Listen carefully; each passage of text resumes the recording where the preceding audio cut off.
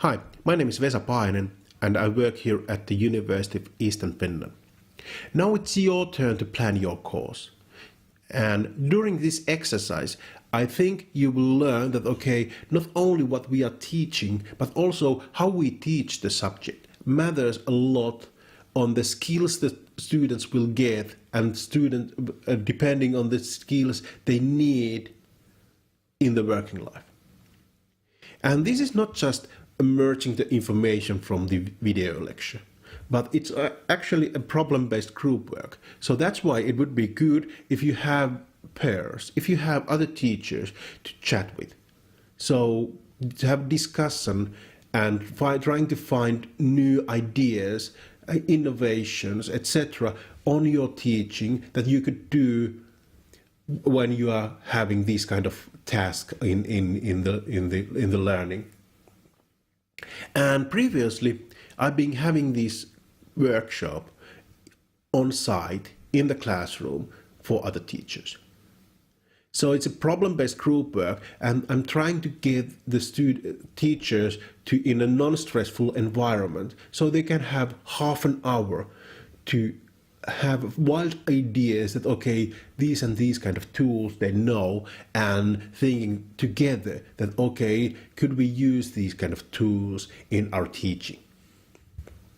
And in a similar way, I've been using for other tasks this problem-based group work for students. And in these cases, they have quite difficult tasks that are similar as in the real life, and they are too demanding tasks for them alone, and too demanding them to resolve in one step, because there's no direct answer in the textbook. But the good point is that when they are having several steps, and I'm giving them little bit hints, then each group will pass the whole process. And this can be done also in the Plan Your Course. So when we are thinking from the scratch, from the things that, these are the things the students should know, or these are the skills they should have when they are in the working life. Because the teaching is not just pouring the information in their head. Usually we select the way we are teaching in traditional basis. We are just copy-pasting our curriculum from the previous one. But at the same time, our curriculums are evaluated on the basis that, how the graduates are successful in the working life. And the good point is that, if you have some groups, you can have maybe 4-minute chat on each team and write down what you have there. And that's why for each of these tasks, I will have a short break. So you can during which you can pause the video. And in the end of the exercise, it would be good to have a discussion on the innovations, but unfortunately during these video lectures, that's impossible. First of all, we can have a task that, the student should remember by heart. Because the scientific thinking is based on the earlier knowledge, and the students can design better experiments and focus on the right questions if they remember all details and earlier studies by reading them by heart. So if they know a lot, they are better students. And in the mind level, this means that the brain is a hard drive. We can just simply store the information. And if there is more information, then we have more tools to design better experiments, etc. And how we can optimize this strategy in a classroom. Now it's your turn.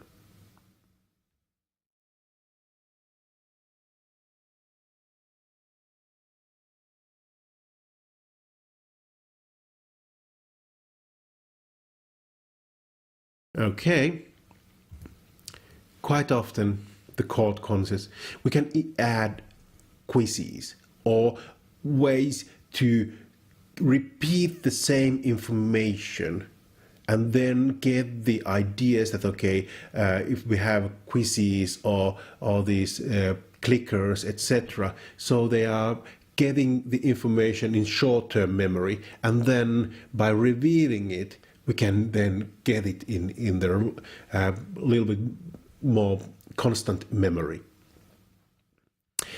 But then, what other aims we have? We can have practical skills.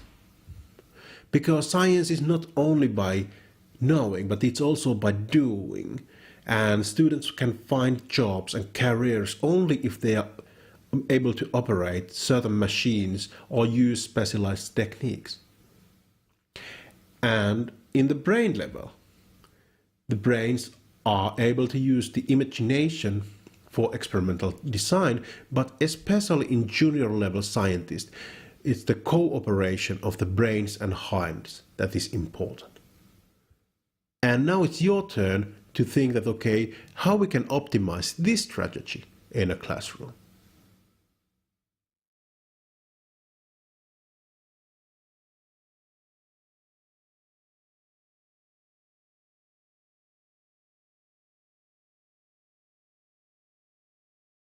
Okay, most probably you think that, okay, some kind of real work.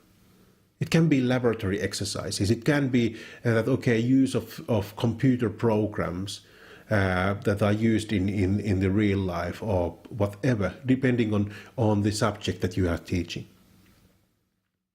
Okay, what kind of other aims we can have?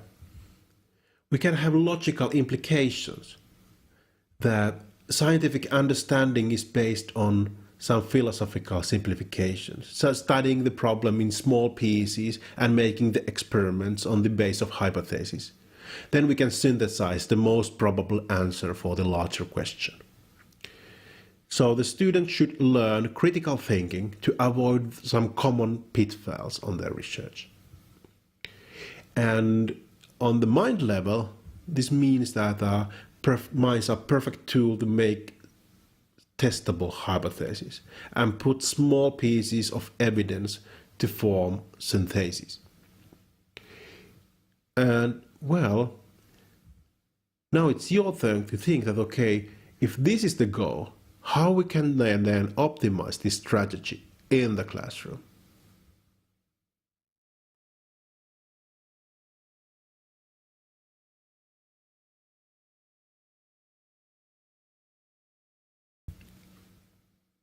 Okay, there might be that, okay, for example, analyzing old experiments.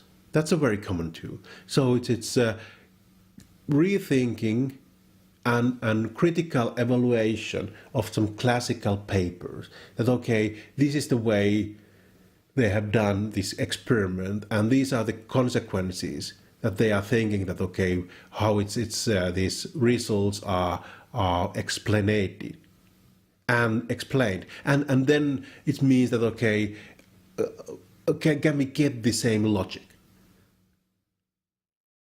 for example?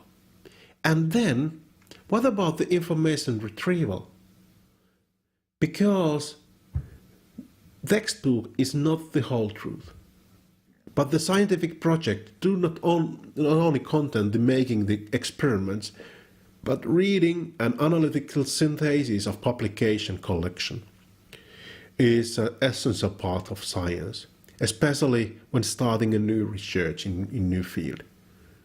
Then the student should be able to collect the reasonable literature and compare the information and form syntheses on these findings. And in the mind level, this means that we have adaptive brains. They can use the prior knowledge on the new information to increase our understanding. So not only we are absorbing the information, but we are also making connections. And now it's your turn to think that how we can optimize this strategy in the classroom.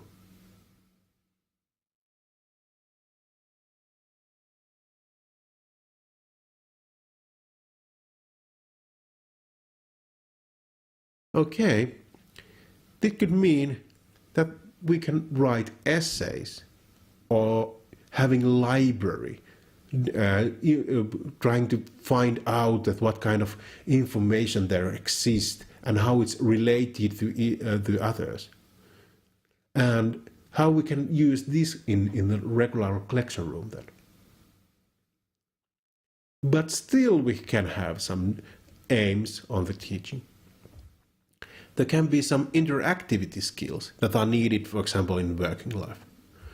Because science, like any other business, it's based on human interactions, and the myth of a lone wolf making marvelous research, it makes the students to hide their misunderstandings and learning difficulties. So the students should express their ideas and opinions and be able to work together with others.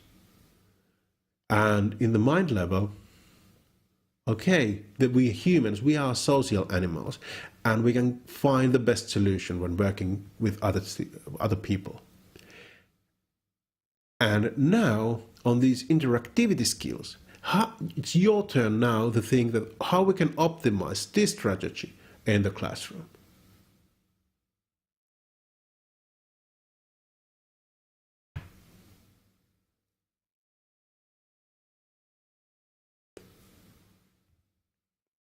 Okay. Most probably you get something like group work. And then, last but not least, is problem resolving. Especially in the working life, the science is boldly to go where no one has gone before. And we can have unpredictable tasks that can be solved had to be solved, and they can't be solved usually without any training on these. And usually, if you have someone who can fix these problems, they are also very good to able to learn new techniques and find new opportunities and jobs. And can we then use we can use the prior knowledge and the brain plasticity to solve the unpredictable challenges. And quite often, these can show also some hidden talent in us. And if the problem resolving is the task, so how we can optimize this strategy in the classroom?